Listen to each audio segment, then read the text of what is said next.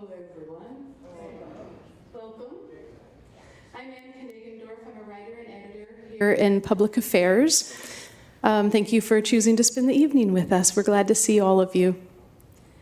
Some of you who have been to recent events may have heard us talk about the library's new strategic plan, which I wanted to mention here real quick. We spent nearly a year surveying staff, community partners, and you, I hope. Did anybody do anything with the strategic plan survey? No! Yes, I see nodding. Great. About what you want and need from your library. The results are an articulation of what we learned is most important to those who love the library. So as a result, the new mission statement, here we go, new mission statement, everybody, is the Kansas City Public Library cultivates connection through experiences that educate, empower, and celebrate our stories. I hope you hear that and think, hey, that's what I've already been experiencing here. Do you? Somebody nod. Yes, I see nodding. That's great. Well, now we've got it down on paper and on the website. What this new plan means to you is that in all locations, you're going to start seeing staff working extra hard on 3 strategic priorities that accompany that mission. Those are supporting all learners, fostering community pride, and facilitating inclusive experiences. Those 3 things will guide everything we do, and hopefully those also sound familiar already. Okay, so tonight, this program is the 6th in our 250 and Counting series that celebrates the 250th anniversary of the signing of the Declaration of Independence. We also have a related art exhibition in one of the 2 galleries at the central location that will be up through May 3rd, So please check that out next time you're downtown. And the next signature event in the 250 and Counting series is called A View from the Bloody Borderland, right back here on April 28th. The speaker of that program traces the story of violence, recovery, and ambition from bloody Kansas through the Cold War. Tonight's program, supported in part by the State Historical Society of Missouri, focuses on the Civil War, which remains the deadliest conflict in United States history, with as many as 750,000 fatalities. I am not the greatest student of history, and I admit that I think of that war as being all about one side's desire to abolish slavery and the other side's desire to keep it. And maybe some of you think that way too. But historian Adam Arenson, here with us tonight, says that there's a lot more to it than that, and we don't have to look much farther than St. Louis to understand the entire war a little better. Dr. Arenson earned a PhD from Yale University, teaches at Iona University in New York, and has published 4 books. He specializes in the history of North America, concentrating on 19th century culture and politics. Please welcome Dr. Arenson to the stage. Thank you.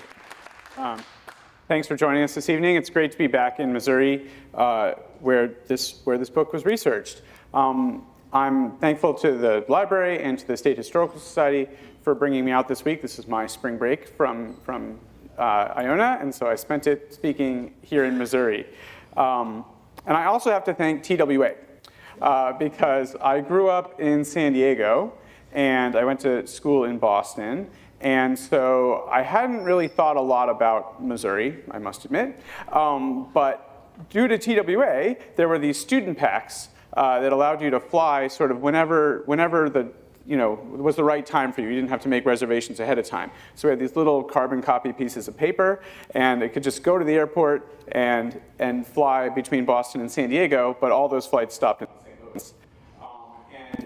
And in one of those years, when I was trying to figure out what to do for my research, thinking about history and telling new stories, I got out in St. Louis, spent a few days there, went to the Mercantile Library, went to the Arch, went to the what's now the Missouri History Museum with the Historical Society at the time, and I realized there was a very rich history in St. Louis that I had never heard, and that really could encompass a lot about the history of the country.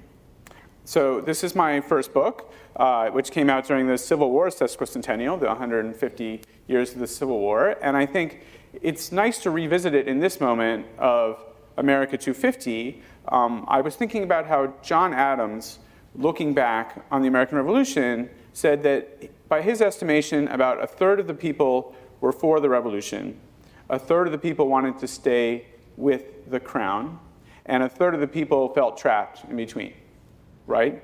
And I think part of what I emphasize in the book is we often think about the North and the South, but as you saw from my title for this evening, I really think we have to think about three sides for the Civil War era, that the country was really divided between North, South, and West, and Missouri is a place where you could see people advocating for all of those things and really getting a sense of what it would mean to have a Western view of that era, not just a Northern and Southern view. So that's what I'll mostly talk about today. In order to make sure I was able to kind of emphasize that Western view of the situation, I was able to work on 2 volumes with my colleagues, Civil War Wests, which emphasizes some of those ideas, and a book about frontier cities, because we often think of frontiers as agricultural spaces, but places like St. Louis and Kansas City and New Orleans and Seattle really represent how cities were often in these more frontier areas of the country as well. Then one last digression before we get back to our 19th century topic, which is my second book is mostly rooted in California, the work that was done for Home Savings and Loan by an artist named Millard Sheets. But there are a few of them in Missouri, including one on Bannister Road, where the former Deerfield Mall was. There was a Savings of America building. It was still there as of about a decade ago. I did not have time to check today if it's still there. But they had, the ones in California, as you can see, have mosaics and gold tiles. The one here, I think, just had sculptures, which is what there's one in St. Louis, there's one in Ferguson, there's one in St. Joseph, there's one in Chesterfield. So it's a national story that has a little bit of a connection here in Missouri as well. Okay. Back to the 19th century, back to the idea of 3 sides to the Civil War. So this map is showing us states that were going to go for that man up in the corner, John C. Fremont, and states that were going to go for his opponent there in gray. And those greenish territories are the federal territories, right? But when I'm trying to give us a mental conception of what thinking about Missouri at the center of 3 sections look like, this map is a pretty good place to start. Why St. Louis is the right place to try to see this national history is because people in St. Louis came from these different regions and they prioritized what I think of as the values of these regions in the mid-19th century.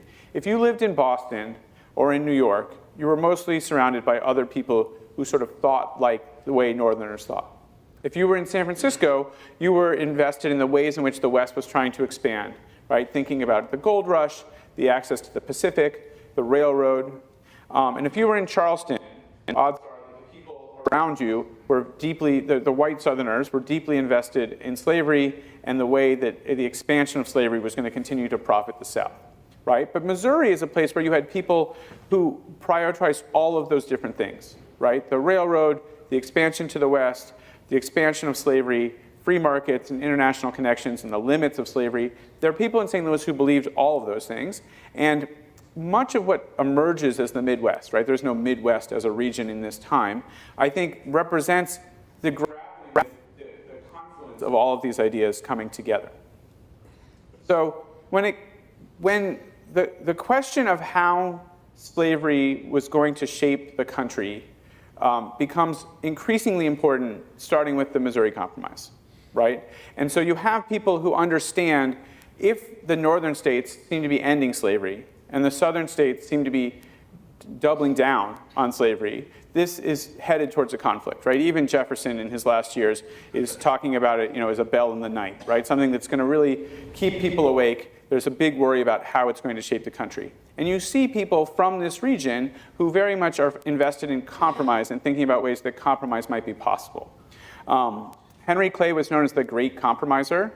I don't think a lot of modern politicians would like that nickname. But for him, it really represented how, with the Missouri Compromise, he was able to create a geographic line that split things north and south and really created stability for a generation, right? Obviously, the Missouri Compromise is overturned and things get more dramatic in ways we'll talk about. But for a generation, Clay's vision, which he builds with Thomas Hart Benton, one of the first senators of Missouri, as well as Daniel Webster and John C. Calhoun, is really a way in which a geographic line can help the country both expand and not fight about slavery every single time that expansion is happening. These guys might sound familiar, right? Lincoln and Douglas. You might think of them as, due to their debates, right, and their differences, both in the Illinois Senate race and then when they ran for president against each other in 1860. But I see them as part of this effort in what we now think of as the Midwest to find ways forward that are between the extremes that people from other regions are putting forward, right? There were much more extreme candidates when it comes to 1860 who are unwilling to think about compromise. And even though Lincoln is elected and the states of the Confederacy then secede, seeing him as this great threat, Lincoln, for example, proposes that slavery can continue to exist in the states where it exists, right? That he proposes a kind of permanent guarantee of slavery. But the southern states reject that because they think if slavery isn't allowed to expand, ultimately slavery will wither away.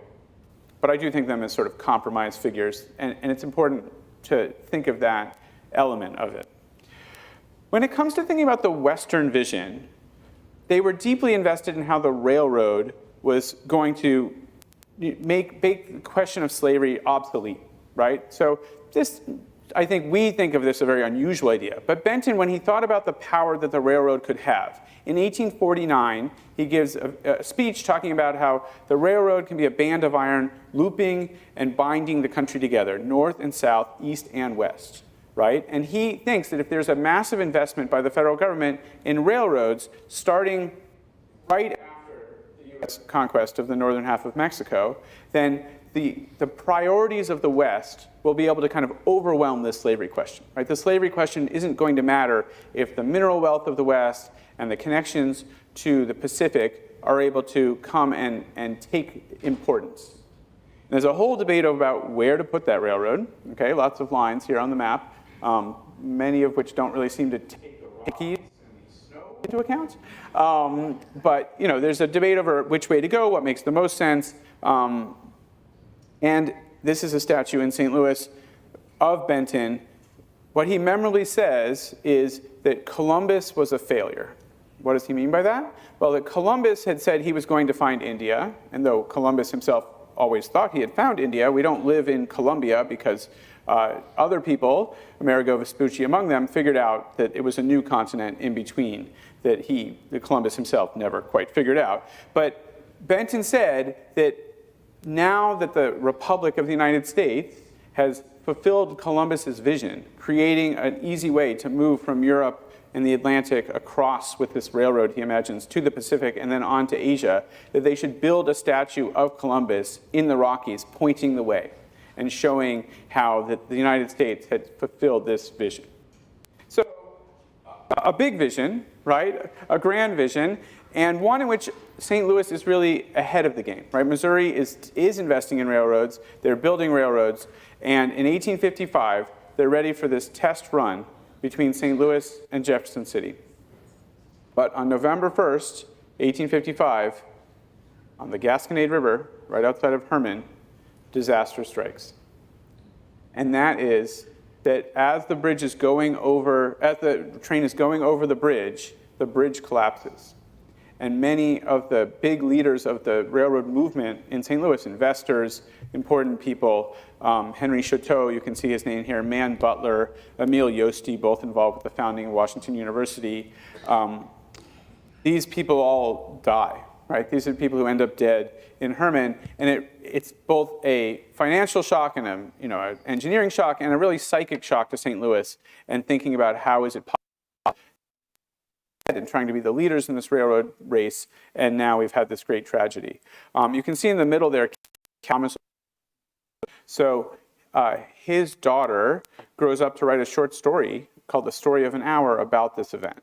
So she imagines being a child and hearing that there's been a railroad disaster and kind of imagining all the ways in which her life is going to change. And the story ends with her father walking in the door and not being part of the people who were killed. But the young woman, the daughter, her father killed. her by her married name of Kate Chopin. And so she grows up with this, right, having lost her father in this railroad disaster and sort of shaping literature about her emotions and through that event and others. So where does the railroad bridge actually go that sort of does transform the West? This is the Rock Island Bridge. And so the connection at Rock Island allows, when they build a transcontinental railroad, it only goes from Omaha to Oakland, okay? So if that was a final paper, I don't think that's an A paper for crossing sea to shining sea, but it did allow them to connect because of the Rock Island Bridge, because of connections through Chicago. They were able to make the railroad connections cross the continent in a way that did bypass St. Louis. But I think St. Louisans often think like, oh, well, they were so invested in the steamboats and the river, that they weren't invested in the railroad. But my book talks about how really they were invested in the railroad, but they almost suffered from being too far ahead of other folks who were able to learn from their mistakes. Okay, so if compromise can't do it alone, and railroad technology can't sort of prevent conflict, what are the other options? So the book talks about the founding of Washington University as another effort to build a compromise among the regions in this period. So William Greenleaf Eliot, he's the grandson of the minister of the Old North Church. He's the poet. And he comes he's a Unitarian, from a Yankee background in Massachusetts, but he comes to St. Louis and he realizes that he needs to find a way to be national, right? He picks what I think today is still a confusing name for many people, Washington University, right? That's why they always have to say Washington University in St. Louis. But his vision is that he wants to create a national institution that will be non-sectarian and non-partisan. And he thinks that by doing so, education might be a way to bring people from different backgrounds, with different agendas, together in a classroom to be able to work out some of their issues. Similarly, Emanuel Leutze is the German painter who creates Washington Crossing the Delaware. Among that group of 1848 refugees from the democracy movements in Europe who come to the United States is Karl Weimar, who creates these images in the old courthouse in St. Louis. So here you again have Washington, this national symbol of unity, as well as the Cochetope Pass, which is the vision of where the railroad was going to go and sort of unite people through the railroad. From 1860, we have an image that Weimar creates called aviation. Thinking about these allegorical figures, let's call it the South, by I would say the Westerner or the St. Louis figure, hoping that this will really allow the regions to find a way forward in peace and amity. But as we know, that's not exactly what happens. So the book also deals with what happens that leads to the extreme action. Here in Kansas City, it's local history, so it's probably pretty familiar to you. And it really begins with Stephen Douglas. Okay, so Douglas, his great vision, the compromise that's going to replace the Missouri Compromise is going to be the Kansas-Nebraska Act. Right? That's his vision. We're going to solve the question of where we're going to put a railroad and the question of allowing more territory for slavery by popular sovereignty, right? By allowing people to vote and figure out themselves when slavery will expand and when it won't. The main problem with that, of course, is that the popular sovereignty doctrine in the Kansas-Nebraska Act doesn't say who's allowed to vote, doesn't say vote, and if they're like residency requirements or any of those sorts of things. So the experience of Bleeding Kansas is you have pro-slavery folks from Western Missouri who are coming over and voting and trying to kind of tip the scales, and then you have Henry Ward Beecher and other people out east sending Beecher's Bibles, right, which are boxes of rifles, into the situation, as well as very dedicated, kind of fanatical anti-slavery people. And so the St. Louis vision, as I see it, about trying to bring people together in conversation, in civil ways, falls apart, right? Who's key to that falling apart? John Brown. He comes from New York. He knocks on doors along Osawatomie Creek. He finds a number of being sort of head of household, and he and his sons kill them in cold blood. And then he escapes because I guess crime, capturing criminals in Kansas territory in that period was not apparently that effective. So he believes that the shedding of blood is going to be necessary to end the question of slavery, right? Most people see him as a terrorist. People are, by the time of Harper's Ferry, willing to embrace his vision. Harder, other people see that it really is that extreme action will be necessary. And as I say, that section, by the time we reach after 1857, the vision of compromise that might have been emerging in a place like St. Louis has really disappeared. But there is a local piece of that story as well. And that is the Dred and Harriet Scott case, right? So Dred and Harriet, their daughters Eliza and Lizzie, they had lived in Virginia and then in St. Louis and then in Fort Snelling, which is in the flight path of the Minneapolis airport now. And when they were brought back to St. Louis, like many people who had been taken to free territory by enslavers, they went to the court. We should no longer be enslaved. We were in territory where slavery is not allowed. And the Missouri Supreme Court in 1850 or 52, one of those two, I can't remember right. Times now are not as times once were, right? We're not going to make that same decision that we made before. It goes up to the U.S. Supreme Court in 1857, and Roger Taney says African Americans have no rights, that white people need respect.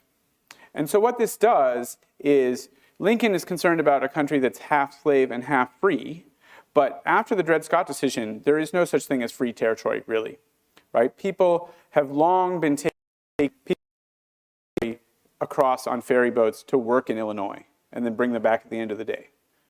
But you see now enslavers who are taking enslaved people to Niagara Falls for the summer. They go to a resort, and they live in New York City, and they live in Saratoga Springs and other places, right? So the idea that there are places where the right to own people is not going to be respected, right? The free states where people are able to gain their liberty, that's no longer true in the United States. So if people were living in Ohio or New York and they were a fugitive from slavery, this is one of the moments where they escape to Canada. Because they understand that really nowhere in the United States is going to be safe. There are enslaved people in the California goldfields as well in this period. So there's sort of one last election for a Missouri vision to come forward. This is Edward Bates. This is his campaign poster from 1860. So he had been a slaveholder. He had worked with both immigrant groups and anti-immigrant groups. He was a staunch unionist. He believed that there should never be secession. So he was trying to position himself as a customized character. He is taken into Lincoln's cabinet, what Doris Kearns Goodwin calls the team of rivals. But as you can tell from the state of this portrait with that giant rip in it, his vision was really not respected, and it was not revered. Right, that we then get to the Civil War itself and the actions of various commanders on all sides in Missouri. So these three regions really collapse into two, right? Once Lincoln is elected, you get states that secede. Once the fighting begins at Fort Sumter, you get more states that secede. And either with the Union or you're against it.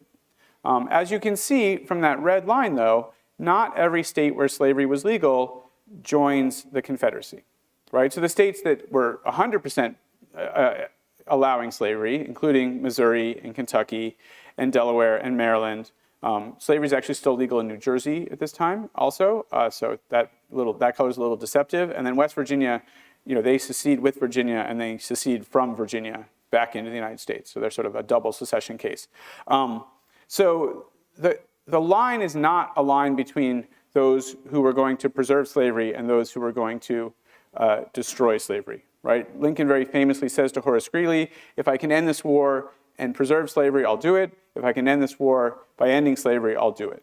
So in the first section of the war, there really is no sense that the end of slavery is going to be a key issue. John C. Fremont, leading troops in Missouri, issues an emancipation order. Lincoln makes him take it back, right? And then we see in this section of the state, the question of even civilians gets sorted by how they think about this. So this is Bingham's Order Number 11 painting, right? Where he's very careful the Union Army in this section of Missouri, right, where they decide they have to figure out the loyalties of each individual civilian, and they're putting them in camps. I mean, they're sort of concentrating them in camps, right, like they were doing with Native Americans previously, to get a sense of their loyalty and to keep separate and to prevent them from getting in the way of the Union effort. And Bingham, among other people, is very against this idea. We see a bitter sense of how the questions of slavery that become the questions of Reconstruction divide this part of the state and the country. T.J. Stiles has a very good book about Jesse James that says the best way to think of many of these white, Wild West figures is that they're really unreconstructed Confederates, right? That they've continued their commanders have surrendered, right? So I think and we divide how we think about westward expansion from the history of the Civil War and Reconstruction. And so a figure like James and some of the other folks we'll talk about here are ways in which we can see them coming together. In the Civil War West book, that was a picture of a Native American soldier among the American troops. And I think that for Native Americans, for Spanish speakers, for African Americans, the ways in which westward expansion and the question of slavery were linked were more obvious earlier than it was for some of these kind of white partisans from different regions. As Union troops come into areas where people are enslaved, people just get up and leave, right? I was able to talk last night in Columbia about people who were claiming to be from Canada registering in St. Louis. Right? So this was the inspiration for my current work about what happens after the Underground Railroad. But what I came to realize is people registering in St. Louis who claim to be from Canada are not actually from Canada. Right? They're coming from local plantations, local places where they're enslaved, and if they were to say where they were really from, somebody would alert the person who enslaved them and they would be picked up. But if they say they're from Canada, they're able to quickly join the army and be shipped off somewhere before people can realize it. This becomes a problem later when they file for pensions and their birthplace doesn't match. But in the moment, it shows an effort to really join the military and be part of the cause. The last battle of the Civil War is fought in May of 1865 at Palmito Ranch, which is near Brownsville, Texas. So this is after the surrender at Appomattox, after Lincoln's been assassinated, after Jefferson Davis has run away and been captured, after there have been other surrenders.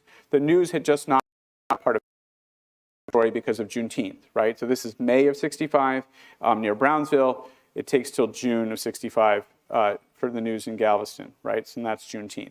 So there are African-American troops among the Union troops, and when the news reaches this group, they stop fighting, and the Union troops are expecting a Confederate surrender, but the Confederate troops are unwilling to surrender to a group that include black soldiers. So they just sort of wander off with their weapons.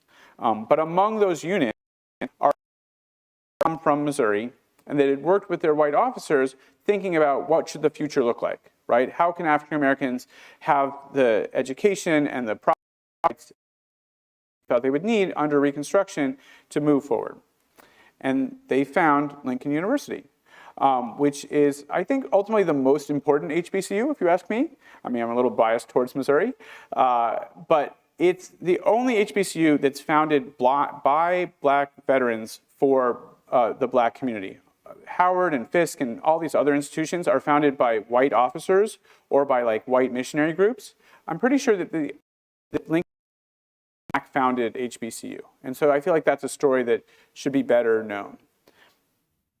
And as I mentioned, that there are, as westward expansion continues, one of the things that does happen is there are black homesteaders, there are black cowboys, right? Come out of slavery, they sort of end up in this story of westward expansion in a way we acknowledge. Okay, so saying one for how to bring it together, and that's National St. Louis. It doesn't happen, but But there is a man named Logan Uriah Rivas who's very dedicated to this idea. So this is his magazine showing, the centrality of St. Louis. He writes a book called St. Louis, the Future Great City of the World. And he has all kinds of climate and weather analysis and soil analysis. And he also says, right, it's absurd that we're running a continental nation from a small town on the Potomac, right? That doesn't seem like a good place, right? The capital should be in the great heart of the Republic, the total of my book, in St. Louis, okay? So that's his vision. It doesn't help that he had done some previous work suggesting that Denver might be the future great city of the world. Doesn't really help his credibility. And one of his ideas is that they should disassemble the buildings in Washington and ship them to St. Louis and set them up on barracks, right? That's his vision of where the Capitol grounds. You have Carl Schurz pulling things ahead here. That's Logan Uriah Rivas in the back. And then you have Charles Drake in the middle, who's not so sure this is a good idea. It doesn't happen, and many of the kind of key allies for this, Schurz, who you see here, who's a senator at that point, Joseph Pulitzer, who's advocating for this, the man who draws this, his name is Thomas Kepler, they all decamp for New York. So Kepler founds Puck magazine, and the vision they see is that the Germans are really the swing voters of the mid-19th century. They are the arrival of these Germans who were very anti-slavery because they thought that their own free labor was going to be discounted if it had to go against slave labor. They were key voters for the Republican Party before the war, but during Reconstruction, they decide, well, enough has been done for African Americans, right? Like, we ended slavery, African American men can vote now, let's focus on what German Americans need. And so they join the Democratic Party, Northern Democrats to think that's the party, and they really help lead to what is the end of Reconstruction and the end of this moment of trying to create a multiracial democracy in the 19th century. So my final slide, before we get a chance to talk a little, is about how a really iconic image that you will know when I show it to you in a minute is about this moment where they're agreeing to think about the West in order to forget about the trauma of the Civil War and Reconstruction. That's the St. Louis connection. So this is the census from 1870. The first person listed there is Douglass, who is he creates some famous, including from the 1849 fire, when the city lost the district. They built a state-of-the-art district, which is then built the arch later, but a state-of-the-art steamboat district in 1849. But you can see his son there, John, is also listed as a lithographer. And in the book Empire and Liberty, another book about the connections between the Civil War and the West, I have an essay talking about this image. So this is American Progress, again, a very famous image of westward expansion, an image created by John Gast, by that lithographer, the son. People often think about this in relation to Mexico, right? Here is this figure representing the American movement to the West, these white settlers coming out on their wagons and walking, and prospectors and farmers, and you have Native Americans and bison running out of the battle on Archer Alexander, someone who actually himself escaped slavery into Eliot's home. So that's why he chose to model it on him. But this is not an active role for this African American, right? It's Lincoln's hand and that piece of paper, the Emancipation Proclamation, that's doing all the work in this statue. I think that a better memorial to Lincoln from those Foundation $5, if we want to think about what really might have made Charlotte Scott a little more happy, is Lincoln University itself. So that the Western Sanitary Commission, the people getting those $5, long before they put money into that statue, they and the state of Missouri are the two funders that create Lincoln University in Jefferson City in the late 1860s. Right? It's named for Lincoln, obviously, and I think it really provides a sense of what the possibilities were, right? That sense of compromise, of bringing people together and thinking about a way forward in Reconstruction in a way that statue really does not. So my message for you today is that when we think about the Civil War as just being about North and South, I think we miss a big piece of what the country was like at that time, right? The question of whether slavery was going to expand in the West is the cause of the Civil War. And the question of how slavery would be resolved, both in the South, but in many ways, if ex-slaves are moving, as they do with the Great Migration, or even earlier with the exodusters and the homesteaders into the West, right? The questions of the West, the questions of Pacific trade, of the railroads, of Native Americans, right? The fact that those issues are not resolved serves as the opposite of what Benton thought. Benton thought if we could resolve the issues of the West, right? If we could build that railroad, if we could make trade in the Pacific the dominant piece of the United States, we could make slavery such a small question that it would disappear. That's probably too optimistic. But similarly, as we see with the Gast image, the idea that the West could be a place where they could just forget about the Civil War and Reconstruction really helps people divide these stories in a way that they really belong united. And I think as we understand the multiple perspectives, even today, right? You have people who are interested in making sure that the United States stays on the a global partner to other people all around the world. You see people who think, cutting-edge technology is going to take all of our current questions and change them to where they don't even matter anymore, right? Whether that's AI or the internet or fill in the blank, what you think that might be. And then people who think, well, we have to conserve our heritage. And the closer we can be to the values of the past is the most important thing to do. Those are the ways which I think we see a similar, maybe kind of three pieces of a conversation in our own time. And I think this way of looking at the Civil War and of St. Louis helps us understand that, just like John Adams said at the beginning, right, that the country really has multiple sides, and really engaging seriously what each of these groups thought and how they were able to agree and disagree helps us understand the history of the United States that much better. Thank you.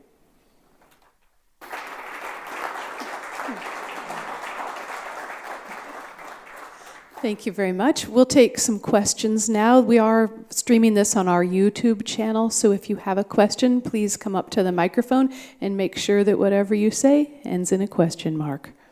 Yes, I want to put up a counter narrative and get you to react to it. My ancestors were German from Virginia, and unfortunately, I hate to say it, but they all fought for the Confederacy to a man. That's a little different than we hear. What do you think that the Germans in Virginia were? Most of them actually were Confederate. Do you have a thought on that? Well, and do you know when they came? They came slightly after the Revolutionary War. Okay, so that's part of the answer right there, is that there's a generational difference, right? That the 48ers, the 1848 generation that had tried to turn Germany into a democracy, and then when that fails, they come to the United States. That's who creates kind of the German triangle of Cincinnati to Milwaukee to St. Louis, and the German patterns I was talking about is really more about that. Yes, they're definitely German settlers as well as French and English and all kinds of other folks earlier, and I would say that probably a few generations in Virginia had them deeply invested in the way Virginia thought about the Civil War. Sure, thank you. Here's something that's a little bit of an oddball question, Okay. But it's from me, so don't blame anyone watching online at home. You mentioned the person who wanted to make St. Louis the capital and had researched the soil and the weather and everything. So I've done a little bit of Missouri research also, and I ran into a few different groups and a particular man named William Gilpin, and who wanted to make kind of the center of activity more or less Independence, Missouri. And so I think there were 3 groups I ultimately found, and they all said that Independence, for whatever reason, was like God's land, and the place where the weather was so ideal and the soil was so ideal that people could survive the end times. Did you run into anything like that researching this particular man? Well, so both Rivas and Gilpin are interested in both Missouri and in Colorado. So Gilpin is also in Colorado. Yeah, Gilpin lived in Denver too, right? Right. So you can see there's something about the middle of the country that is interesting to them. The Latter-day Saints also look at Independence, right, as a homeland. in the various moments. So I think the book starts with talking about the mounds, right? And thinking about like that what region St. Louis is in really depends on when you look, right? So Cahokia is the largest city north of Mexico before the arrival of the Europeans, right? So it really is the central city. It is that, past great city of the world, I guess, to use Rivas's terms. And then St. Louis is founded after the loss of Quebec by the French, right? So it's really the northernmost city of the Caribbean, right? So the question of what region St. Louis is in is really directly linked both to this, which of these factions you kind of think is most important, but also it changes historically over time. So there's definitely some interest to kind of renew the country, renew the capital, or have a kind of new homeland, which is part of the story from independence to Utah to some of these other places. Yeah. Okay, thank you. Go ahead, sir. I think the climate research he did was flawed, because if you've ever I spent friends long ago when my son was a baby and he's now 50. Anyway, we spent a few days in St. Louis in the summer at friends who had no air conditioning, and it was miserable. Had to escape to the basement, and of course Washington D.C. originally was miserable, still is. But anyway, I was wondering why he picked another humid. Right. I mean, obviously, air conditioning hadn't been. It's on a major river, right? I guess that's it. Right. No, I mean, right. The confluence of the rivers was obviously kind of going to help it all along, and Union Station is actually the busiest rail station in the country in the early part of the 20th century, right? So Union Station in St. Louis. So it's not that these things didn't happen, right? One of the, like when Benton says, like, the West will run the nation, right? If you think about Silicon Valley and Hollywood and the power of California, like, it does eventually happen, right, in the Sun Belt. It just doesn't happen in the lifetime of somebody who was born, while Jefferson was still alive, right? So it just, the time frame is quite different than he thinks. I mean, this week I've experienced snow flurries and feels like 3 degrees in St. Louis and 80 degrees here today, right? So yeah, I guess if you're interested in variability in your weather, this could be a good place. But yes, I'm being from San Diego, the kind of 71 degrees, partially cloudy, like that, there's a stability there that might attract other people. I wonder why they even have weathermen in San Diego. I've been there too, and every day is the same.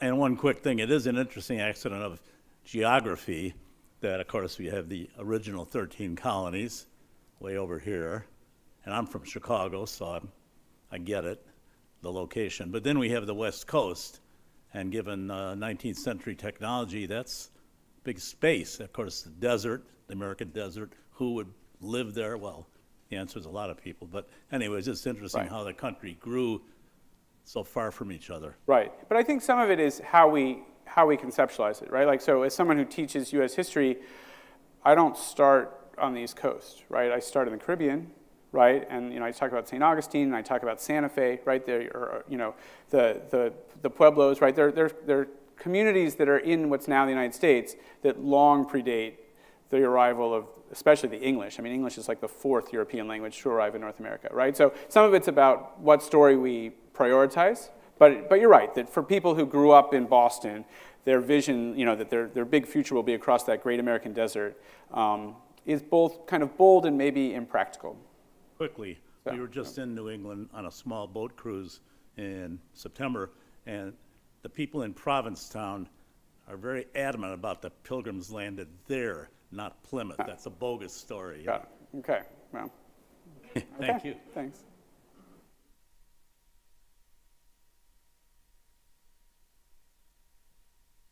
I have a question. So you described 3 sides. I'm wondering about, I'll call them pockets of neutrality scattered all throughout. For example, in the federal territories to the west, was there sort of just a hodgepodge of different people who had certain inclinations towards one side or the other? Or, forgive me, hope all of you are familiar. Isn't there a Kingdom City, Missouri? Isn't there a Kingdom City? Yes. Okay, now, is it not true? I mean, I heard this story long ago that Kingdom City declared itself to be neutral and say, well, we're just going to call ourselves a kingdom so that they didn't have to. I mean, well, I don't know if that's where the name comes from, but you're right that, like, we often look at maps like this, and like think about, we use them for the Electoral College, right? But land doesn't vote, right? People do. So it doesn't make sense really to like color in a state, you know, like a preschooler, and assume that the whole state feels the same way, right? We know there are pockets, the hill country of Texas, Appalachian sections of many southern states. You know, you mentioned Indian Territory. So you have Cherokee groups that join the Confederacy and Cherokee groups that join the Union. And then they end up fighting each other part of the time too. So and Missouri, right? I mean, again, you have different sections of Missouri. It's not obvious that people on the western side of the state were sort of more Confederate and Easterns were more Union. It was very complicated. It was about people's background and their migration patterns and all kinds of things. So I was just trying to find an image from the time that was sort of what I was talking about, but it's not, you know, don't believe that this is a map of the three regions. Well, So. were there any individual towns or cities that actually declared themselves to be neutral? Like they planted the flag and said, we're neutral.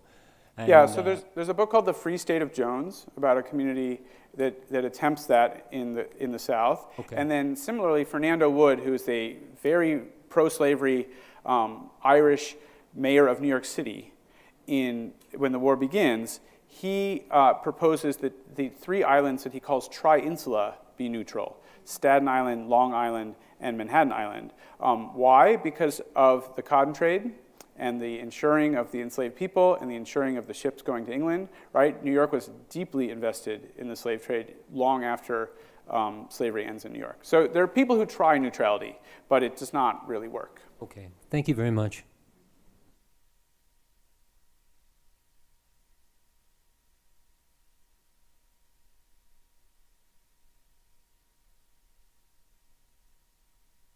Know that when the Union Army went into the South, particularly where there were a lot of enslaved people, the enslaved people freed themselves to follow the army. I've only seen one reference to enslaved people in Missouri, and that is Grant's father-in-law in 1861 apparently was really upset. What was the nature of the enslaved people in Missouri, given the nature of it?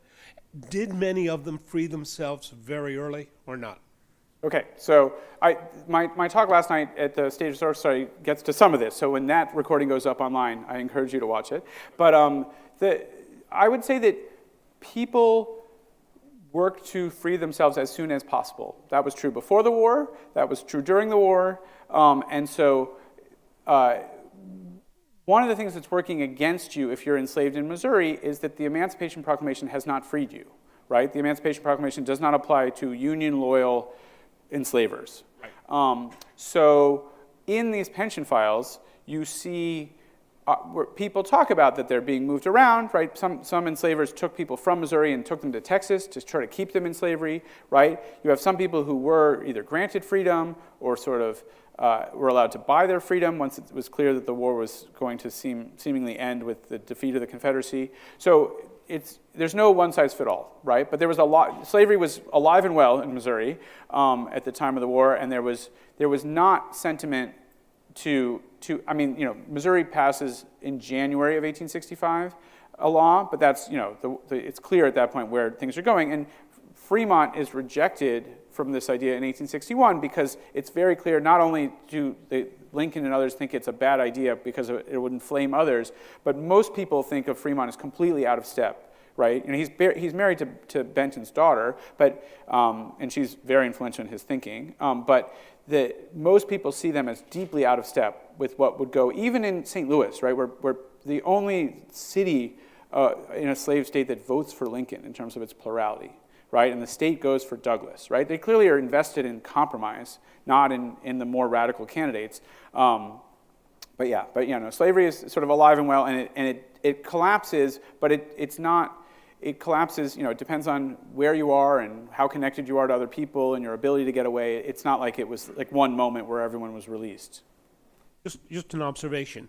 Have you seen the John Brown statue in Kansas City, Kansas, at the site of Western University, which was apparently a historic black university in an area called Quindaro that was settled by freed enslaved people. I guess the next time I'm in the region, I have to go there. You I need have to, not. Okay, because okay. it's dated 1911. And when I saw that date, it was very clear, and it says, from a grateful people.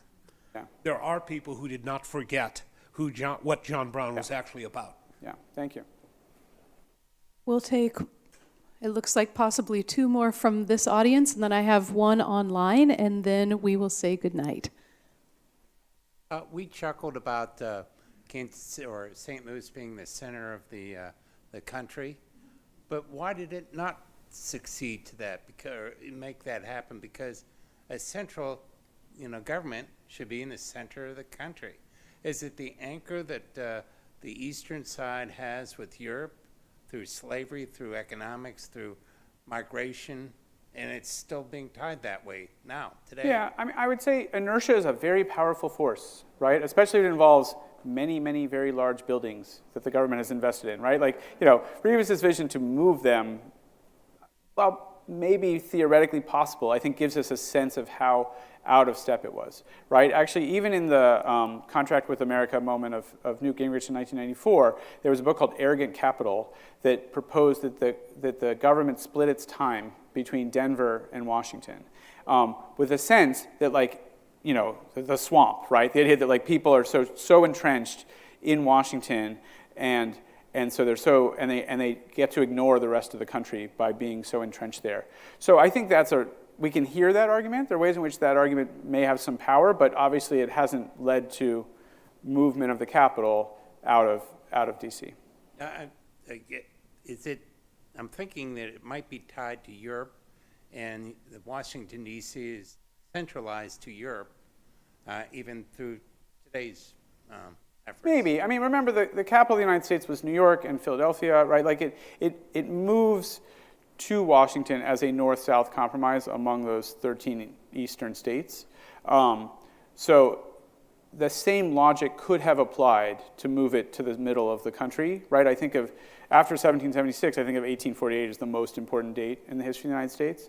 And so, because it not only does that half of Mexico become U.S. territory, but also it sets in motion all of these events that lead to the Civil War, that lead to Reconstruction, right? So, and then to the collapse of Reconstruction. So, so it's possible that dramatic a change could have led to the movement in the capital. It just didn't. So, Thank you. Okay.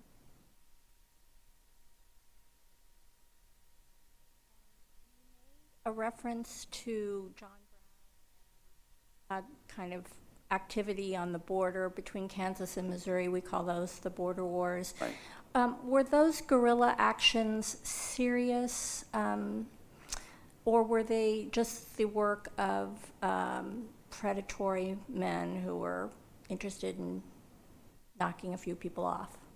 Well, I mean, can't they be both? So, I mean, there are various moments where we can see that, assassination can really change the course of history, right? And so whether we champion the terrorists or the assassins or not, right? Generally we don't in American history, but Brown, as we were talking about earlier, seems to be in a kind of different category.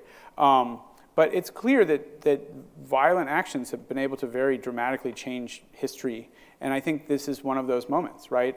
William Henry Seward says after these events of Bleeding Kansas, he calls it an irrepressible conflict, right? He figures the war is coming now, whether we want it or not. Like the era of not, between Osawatomie and the Dred Scott case, right? It's, if you want to sort of make students write an essay, you can say what was the point where there was no turning back, right? Like how is it they come to a war? Those are both good answers, I would say, for that question. But so yeah, I think you're not looking at huge numbers of people, but their actions are deeply influential, and because of the telegraph and the fact that people are very literate and people are reading newspapers, everyone is following that stuff, right? They're reading the Lincoln Douglas debates, which are pages and pages in the newspaper, and they're paying attention to what's happening in Kansas, right? Bleeding Kansas is a name that comes from Greeley in New York, right? He's labeling this. That's what would go on the bottom of the cable news of the 1850s if they had it. So, so yeah, I think it's both. It's both a few actors, but a big impact. It turns out we have 2 questions online, and then we will be done for this evening. This was probably pretty quick. Somebody wants to know if Missouri ever joined the Confederacy. Okay, so that's kind of a difficult question, right? Like, just like there were, well, I mean, difficult only in the sense that there were people who very much wanted Missouri to join the Confederacy, right? And there was a faction, which included the governor, Claiborne Fax Jackson, who understand themselves to have taken Missouri into the Confederacy. But there are people who come from St. Louis to control Jefferson City and then, in their mind, keep Missouri in the Union, right? So it kind of depends on just like the way Kansas has a free constitution and a slave constitution, neither of which Congress can decide which one will be passed in this earlier period. Missouri is both in the Confederacy and not. All right, and here's our final question of the evening. As someone in a blue island in a red state now, where many statewide and nationwide issues intersect against local politics, is there something I can learn from these intersections in the 1860s? Yeah, so when I was talking about the ways in which I think we have quite different visions about what the country should look like now, I think we can't label them by region in the way we could then, because all the conversations are national, right? Like, even if it's your local city council race, those somehow end up as being a referendum on a national question, right? So I encourage people there are a lot of initiatives right now, actually, to get people to go out and find people who they can respectfully disagree with, because that's a skill that we've lost, right? Or we don't exercise enough. And so there are efforts to kind of bring people into situations where they can look for what are their points of commonality and what are the points where they disagree, and to help people practice compromising and joining groups.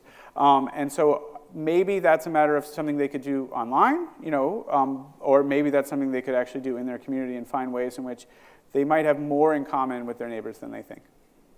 Well, thank you all so much for being here tonight, and thank you, Dr. Arenson.